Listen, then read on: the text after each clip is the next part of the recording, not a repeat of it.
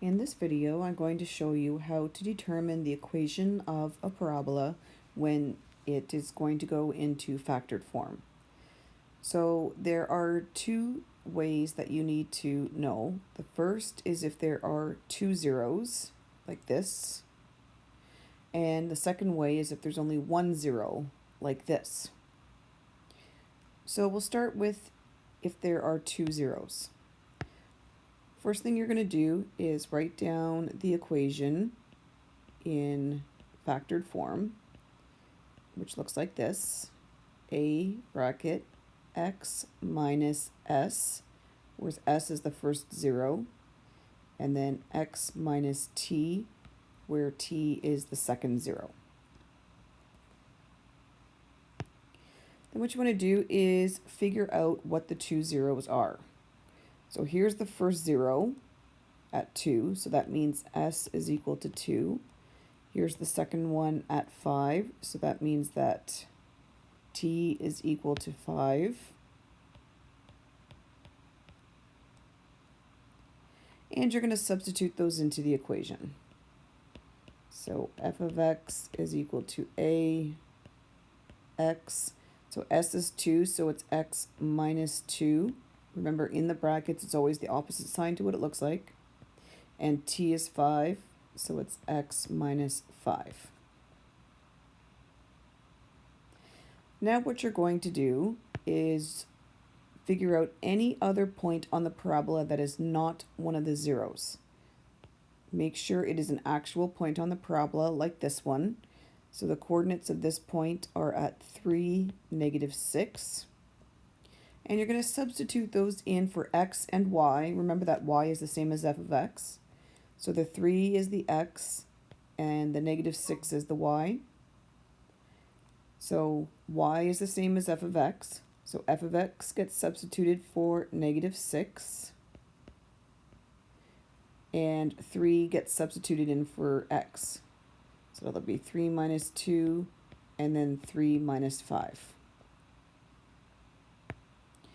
Then you're going to solve that equation for a.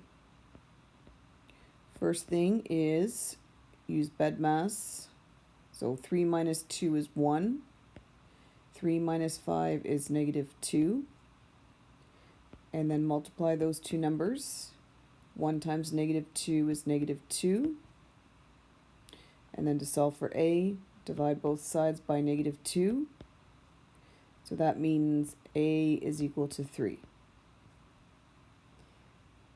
Once all that is done, you're going to substitute the a, the s, and the t into the equation. So f of x is then going to be equal to, the a was 3, the s was 2, and the t was 5. So that's what you do when you know two zeros. If you only know one zero, then what that means is that s and t are the same value.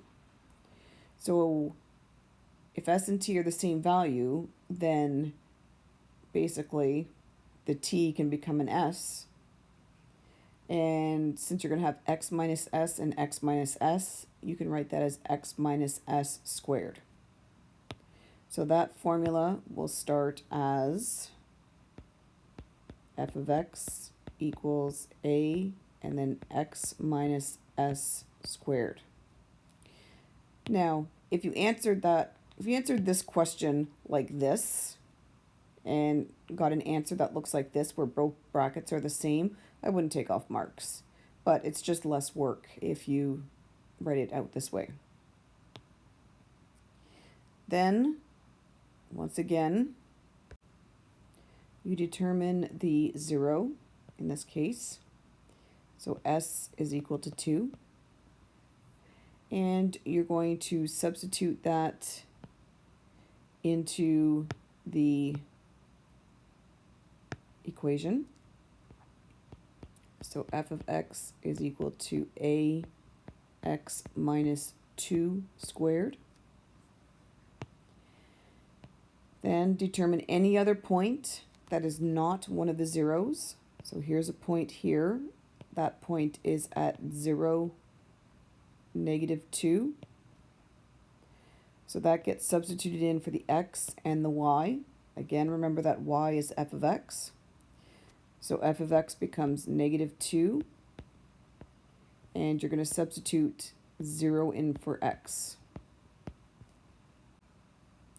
Now you're going to solve for a. So first, 0 minus 2 is -2. And -2 squared is +4, because remember that's -2 times -2, so that's +4. Then divide both sides by 4 to isolate the a. And this fraction needs to be put into lowest terms. No decimals, please. Put the fractions into lowest terms and keep the negative in the front or in the numerator. So that becomes -1/2. And lastly, you're going to substitute the value of a and s into the equation. So a was -1/2 and s was 2.